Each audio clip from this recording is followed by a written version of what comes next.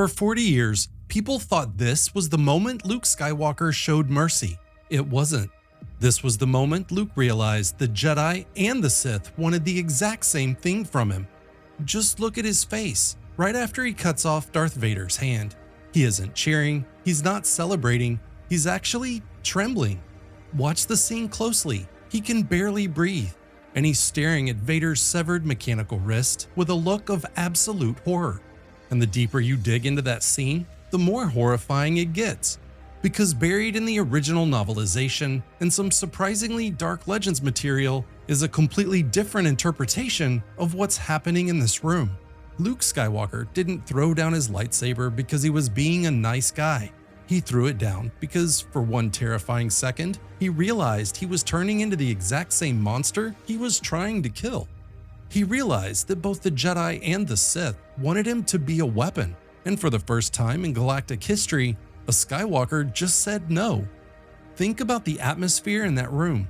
The lighting is cold, the floor is metal, and all you can hear is that heavy, rhythmic breathing from the man on the floor. Luke is trapped on a battle station that is actively murdering his friends. He's got the Emperor in one ear laughing, and he's got the memory of Yoda and Obi-Wan in the other. And here's the reality of that situation. Yoda and Obi-Wan didn't send Luke here to save his father. They sent him to be an executioner because they were using the last Skywalker alive to clean up a mess the Jedi had been making for thousands of years. In the 1983 novelization, the stakes are way darker than they look on the screen. As Luke stands over his father, he doesn't just see a villain. He sees this infinite cold, a literal void of nothingness. And as he stands there, he feels this cold, dark wind blowing through his soul. He knows that if he kills Vader right now, he wins the war. He takes the throne, he fixes the galaxy. And you know what? The old Jedi Order would have considered that a success. They didn't want Luke to save his father. They wanted him to destroy him without falling. They wanted him to be a tool that does what it's told. And I think that's the moment Luke finally understands something horrifying. The machine, it was never just Vader. The machine is the war itself. And wait, it gets worse. Because there are hidden mechanics behind what was actually happening inside Darth Vader's suit. The Dark Empire sourcebook explains that it wasn't just life support. It was something Palpatine called a science of darkness. The suit was basically an engineered pain loop. It had these neural needles that poked directly into Vader's brain to keep him in a state of constant white-hot agony, because that pain was the only thing fueling his power. Palpatine had spent 20 years turning a human being into a literal biological object. And then Luke looks at his own hand, and that's when the panic set in, because he realizes that suddenly this thing works. It worked on Anakin, and it could work on him too. If he finishes this fight, he's just stepping into the suit. He's proving that the science of darkness is right, that even a good Skywalker can be reduced to a cog in someone else's machine. He would be the new Vader, maybe a heroic one, maybe a better one, but he'd still just be a weapon for a system that doesn't care about him. See, this is the real engine of the scene. It isn't a lecture on morality, it's a moment of pure dread.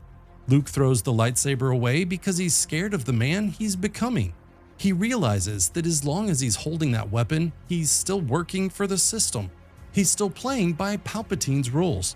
Instead, by throwing it away, he's performing a total nullification.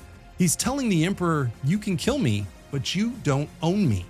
And that's when the panic set in, not for Vader, for Palpatine. Imagine being the Emperor for a second. You've spent decades engineering this perfect stalemate. You corrupted the Senate, you killed the Jedi, you turned the Chosen One into a suit of armor.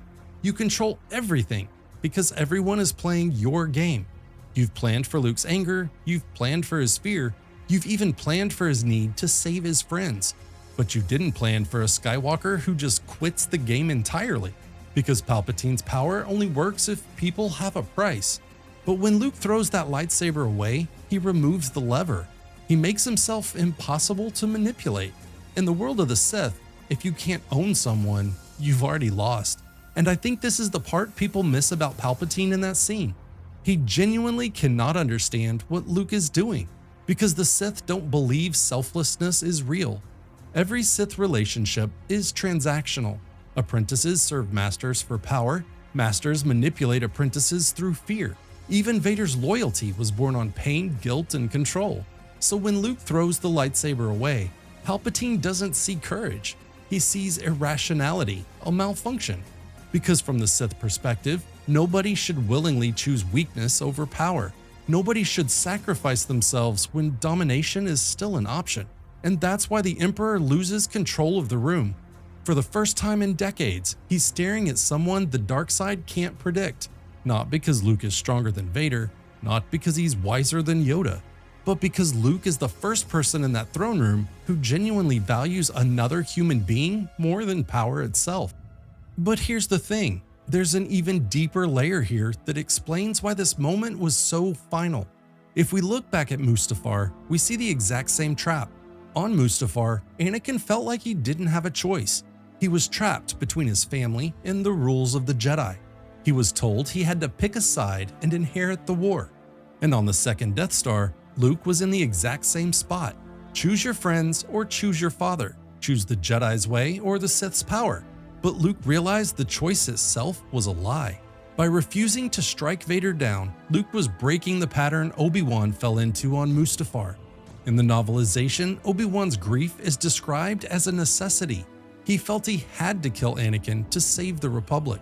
He let the rules of the system tell him that his brother had to die. But Luke anchored his identity to his father, a man who was the biggest failure in the history of the galaxy. I am a Jedi, like my father before me. Look at that phrasing again. He isn't saying he's a Jedi like Yoda. He isn't saying he's a Jedi like the Council. He's claiming the title, but he's making it personal. Because to Luke, being a Jedi isn't about some science of darkness or the militarianism of the old ways. It's about being his own man. It's about the refusal to be a cog. This is why the Emperor's lightning is so important. In the Truce at Bakura by Kathy Tears, we see what that lightning actually did to him. Luke wasn't just in pain. His bones were basically turning to stone. What the book calls deep skeletal calcification. His internal organs were nearly liquefied. He was literally being fried from the inside out. And that was necessary. Because for 20 years, Vader believed the suit and the pain it gave him was the only thing that was real. But then he looks over and sees his son suffering. Not because he's a victim of some experiment, but because he chose to be there. He's watching a kid who is proving that there is something stronger than the suit. Luke isn't winning because he's a better fighter. He's winning because he's stepped outside the system. He's finally a Skywalker. And that's when the cycle finally breaks. When Vader picks up the Emperor and throws him into the core, he isn't doing it as a Sith apprentice betraying his master. He isn't doing it as a Jedi returning to the old rules. He's doing it as a father who finally sees a third path. He's doing it because Luke showed him that you don't have to inherit the war. We misread the throne room because we want it to be a simple story of good versus evil. But the reality is way more tragic than that. Luke won because he was willing to lose everything. He was willing to let the rebellion fail, willing to let his friends die, and willing to let himself be killed rather than become a tool for either side. That wasn't mercy. That was a Skywalker breaking the cycle. And that's why the Skywalker legacy is so dangerous. You become something that neither the Jedi nor the Sith can ever control. Luke didn't just save his father. He killed the machine.